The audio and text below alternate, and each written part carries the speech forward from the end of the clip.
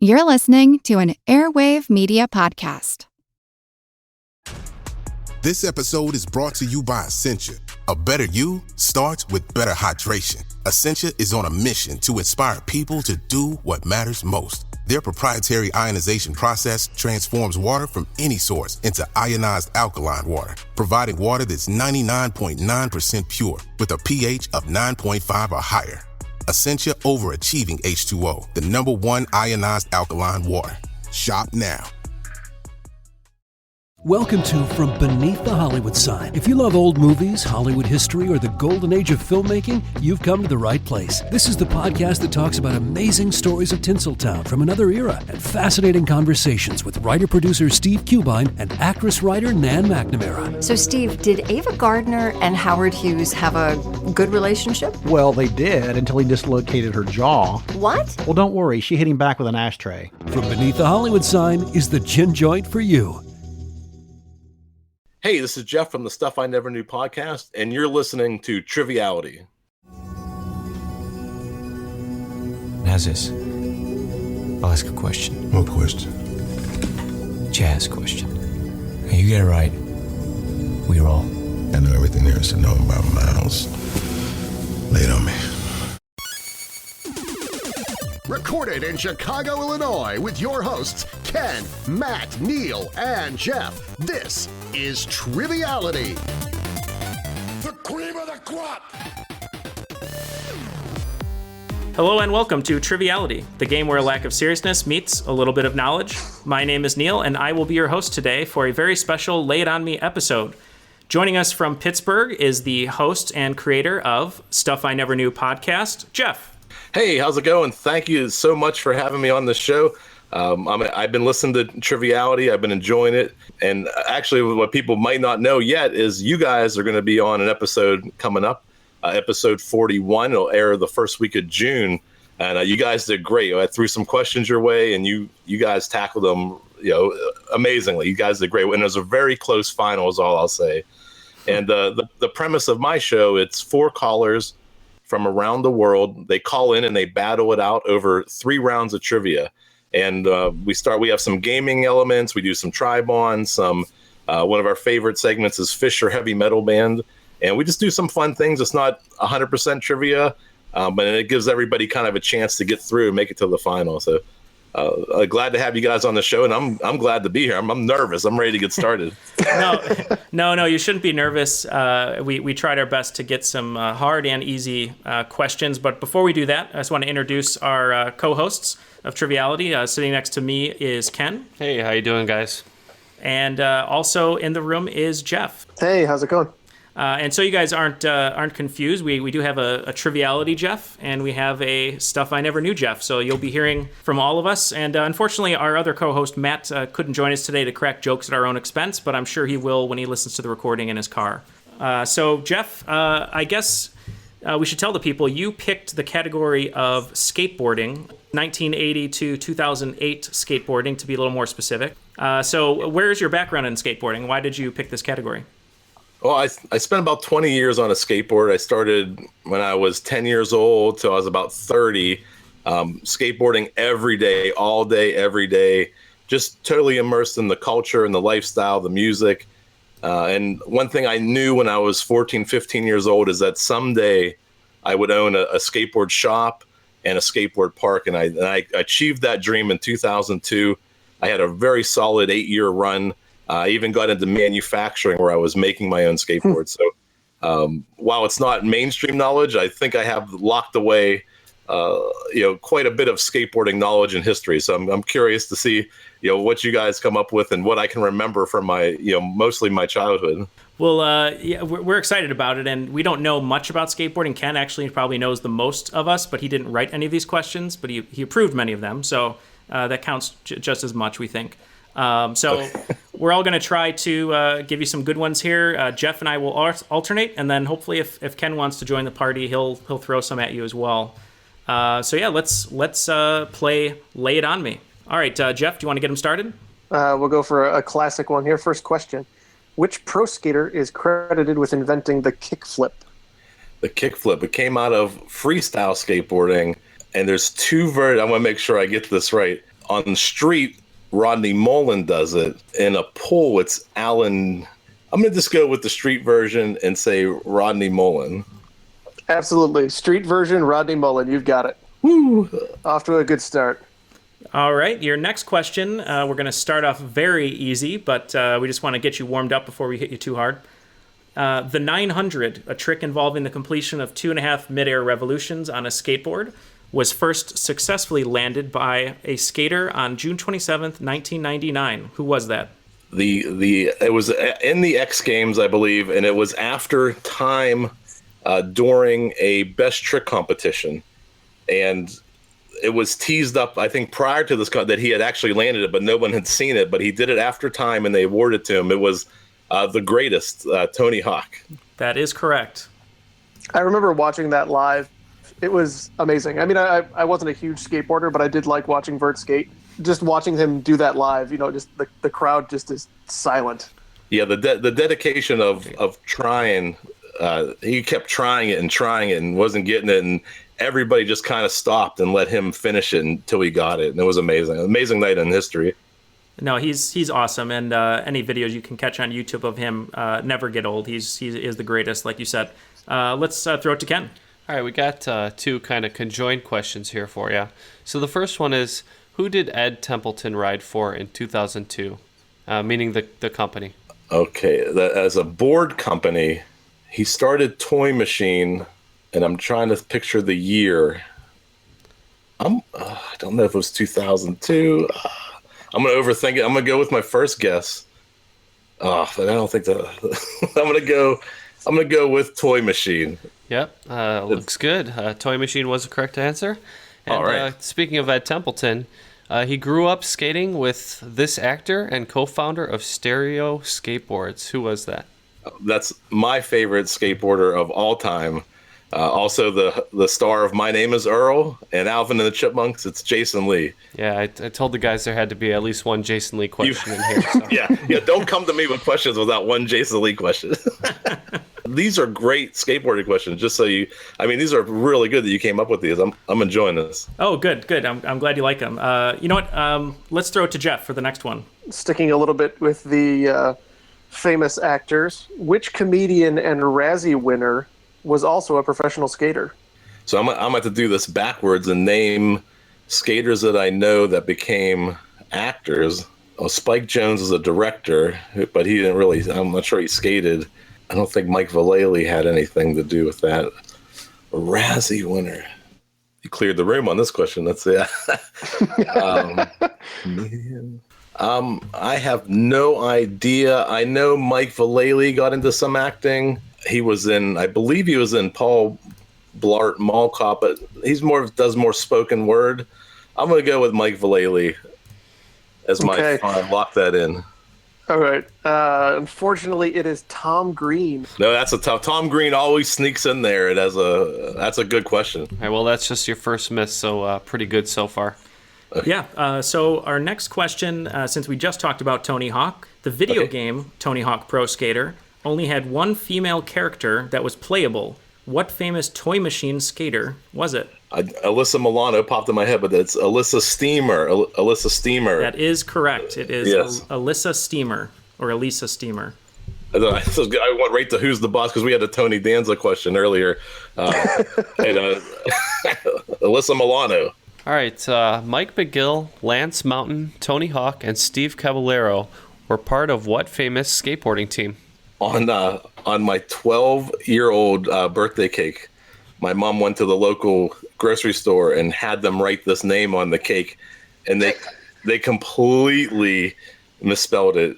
And it's one of my favorite memories from being 12. But it was the Bones Brigade from Powell Peralta. Yep, that's correct. What was the name of that the boards that Tony Hawk rode? Was it Birdhouse? Tony Hawk, Birdhouse, yeah. He later went on to form Birdhouse. Oh, okay. Was that a question? I guess that's another point. No, I was just asking. I assume you know. Yeah. Jeff, you want to take one? Sure. Which pro skater is widely considered the first to complete a loop with the top of the pipe removed? Oh, the loop gap. That is Bob Burnquist. Wow. The Brazilian Bob The Burnquist. Brazilian Bob Burnquist. Yeah, he's the man. I think he does it switch too, which means you're riding it. You have a normal foot forward, which if you're regular footed, your left foot's forward. If you ride switch, then you're riding almost backwards with your right foot. I think he did it switch too, a switch loop gap, which is just riding backwards. He did it the same way. So you're saying he's not goofy, but he rode it switch, right? That's different, right? Yeah, you can ride goofy, and then if you're riding switch, you'd be riding regular. Right. You'd be riding your opposite foot forward. Right, absolutely. This next question is going to be about a company. I know since you've owned a skate shop before that you probably have seen many different logos. This company, who shares a name with an emergency contraceptive, has a logo design with a vertical line and 2 dots next to it. It does. I never thought of it that way. Some of the greatest skateboarding of all times has come from this company, and it is Plan B. That is correct. Plan B really revolutionized street skating. If you ever get a chance, they have some great videos. The questionable video. I'm just going to draw a blank because I'm on screen right now, but look for those. The first 3 or 4 Plan B videos, even today, will blow your mind. Those are 20 years old. Wow. I'd love to check those out. I just gotta, take a second here and say that this guy's really an expert. He is. This is the true spirit of the lay it on me. If Tom Cruise was gonna assassinate him, and he's like, answer me a skateboarding question, I think he'd let him go. I think he would let him go. I have no other knowledge. My whole life has been building up to this moment. Well, you're doing quite well because we've recorded a few of them before, and none of us have yet stood up as well as you are. So I think you're in good standing here. Oh, you're doing really great. Let's go with Jeff. Okay. Which company's motto is skate or die? Now, this is definitely, this has to be in 80s.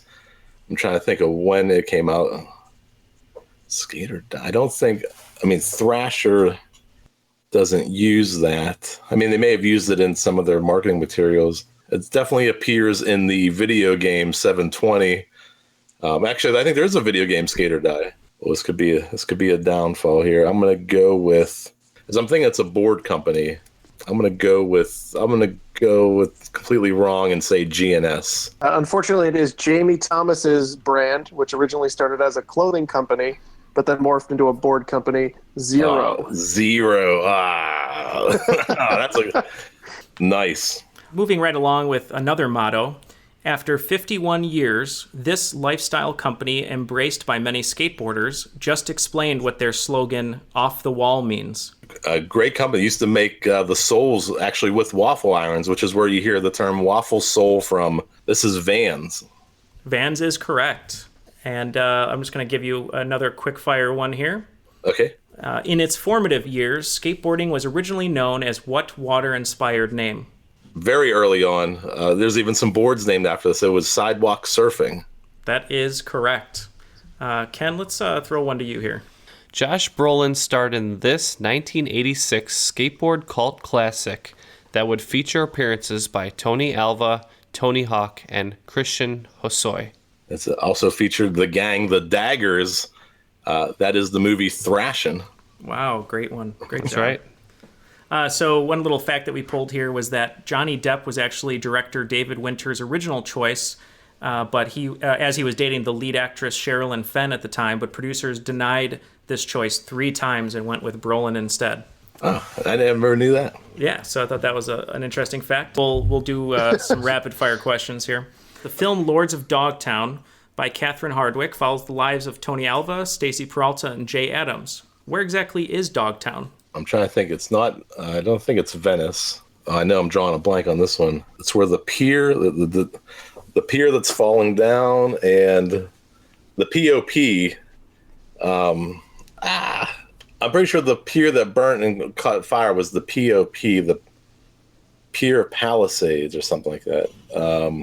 There's Santa Monica and Venice are popping in my head. I'm going to stop you right there because Santa Monica and Venice Beach were the 2 acceptable answers we had. It's the Pacific Ocean Park Pier. It is POP. POP. Of Venice and Santa Monica. That's the pier that burned down.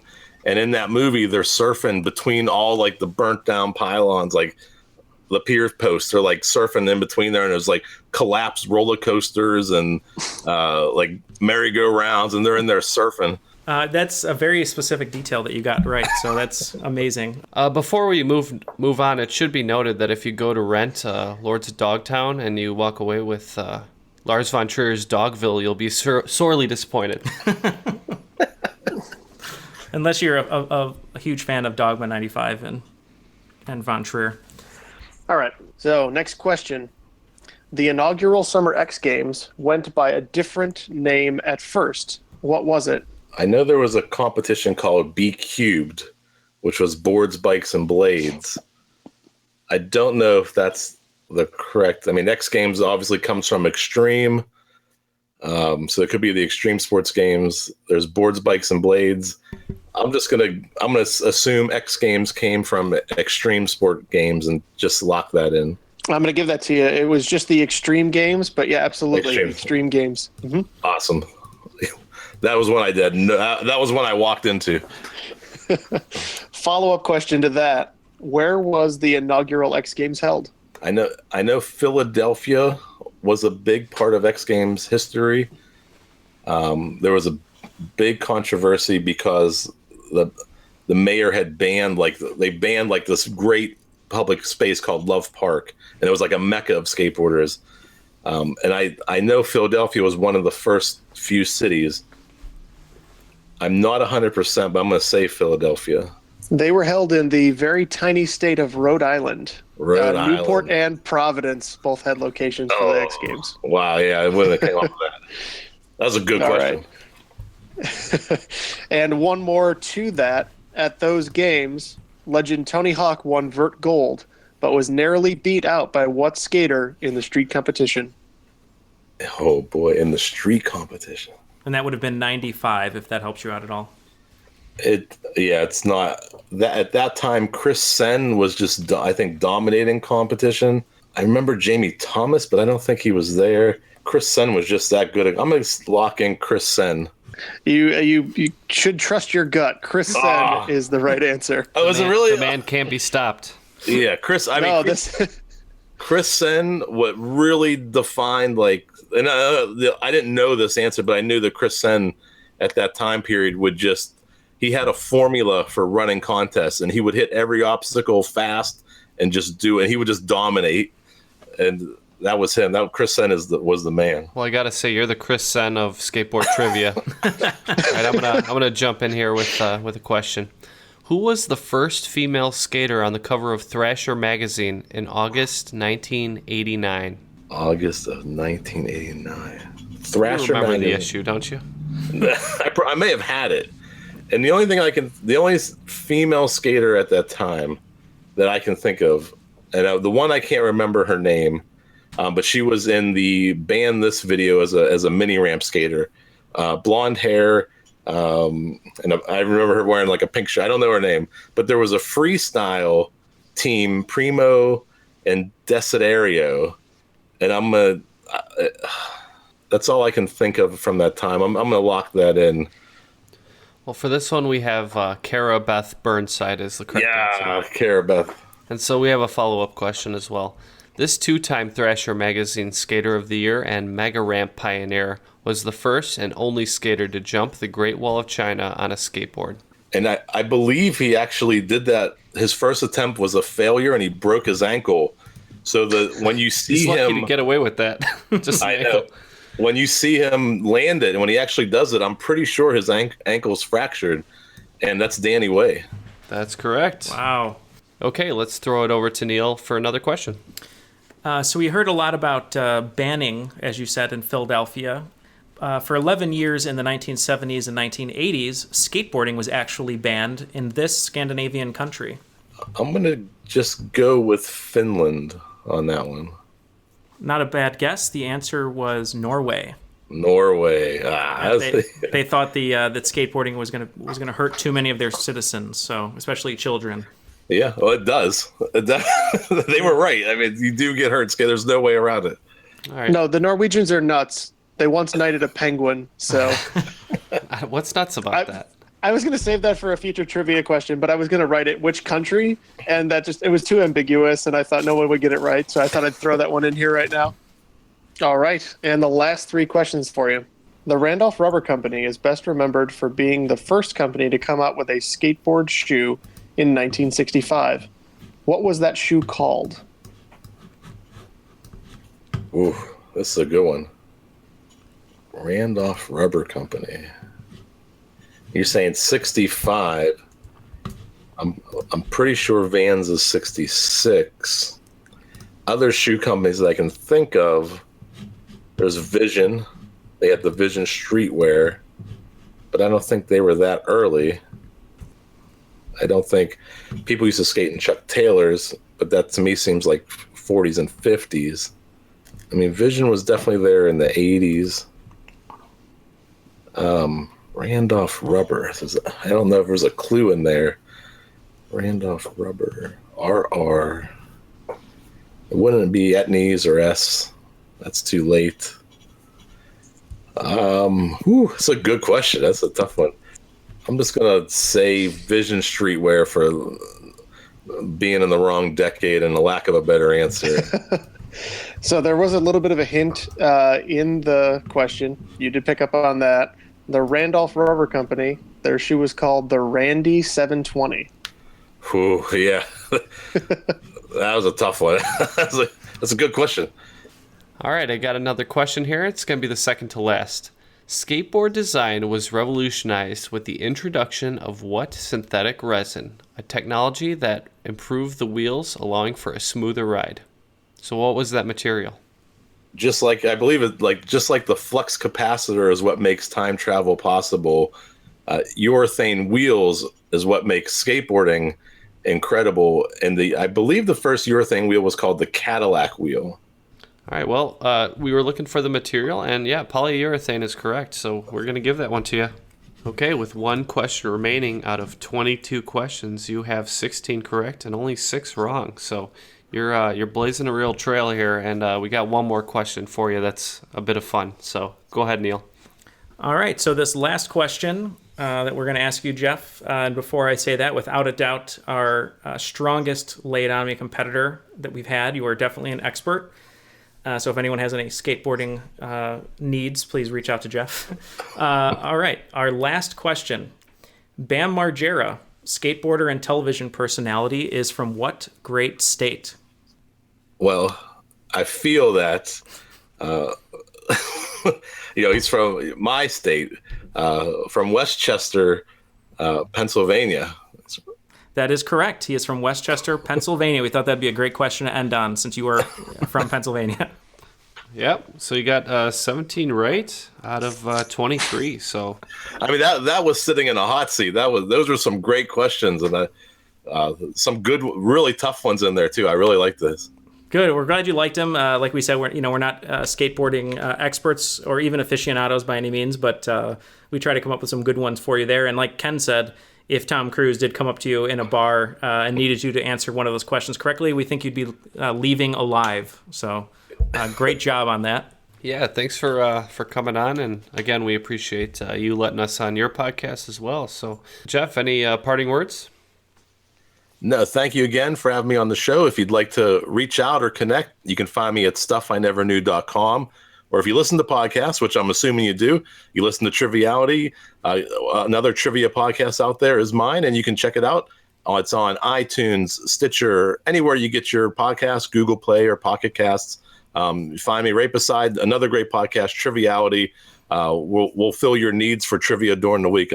I'm sure you'll enjoy both shows. Great. Well, we really appreciate having you on. You definitely survived the Lay It On Me. And thank you so much for plugging the show. And we hope people will enjoy our episode when we compete on your show, Stuff I Never Knew. And hopefully maybe we'll have a round 2 for both of us here on Lay It On Me and Stuff I Never Knew.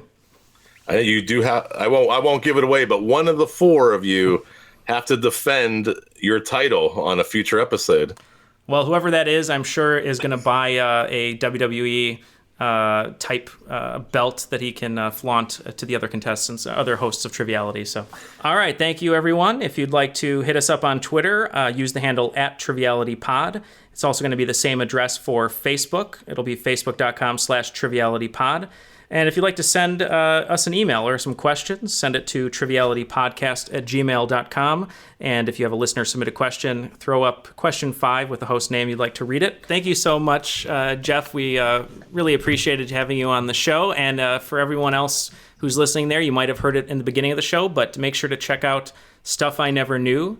It's a great podcast with a great quick-fire style of gaming, of trivia. So... I guess for Ken, for Matt, for Jeff, our Jeff, and for Stuff I Never Knew Jeff, that was Triviality.